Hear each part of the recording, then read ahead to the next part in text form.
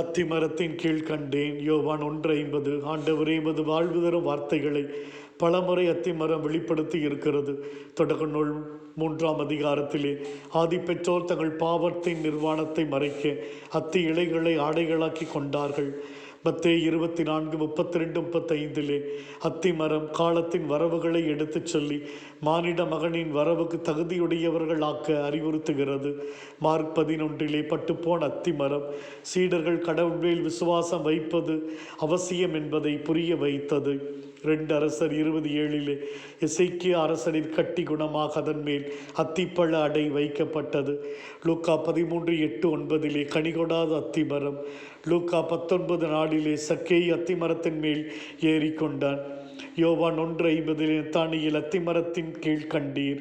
மேலே காணப்பட்டவரும் கீழே காணப்பட்டவரும் அழைக்கப்பட்டனர். ஆண்டவரே, அத்திமரத்திலிருந்து கற்றுக்கொள்ளுங்கள் என அழைக்கிறீர். உன் பாவத்தை மறைக்க இயலாது. மனம் திருந்தி ஆண்டவரிடம் வா. ஆண்டவரின் வருகைக்கு உன்னையே தயார்படுத்து. பட்டுப்போன அத்திமரமாய் நீ படைக்கப்படவில்லை, கனி கொடுக்க நீ படைக்கப்பட்டிருக்கிறாய். உன் நோயை ஆண்டவர் அவரிடத்திலே ஒப்படை, அவர் உன்னை குணப்படுத்துவார். ஆண்டவர் உன்னை கீழாக்காமல் மேலாக்குவார், உன்னை என்றும் பாதுகாப்பார். கனி கொடுப்பவனாக இரு. ஆமேன்.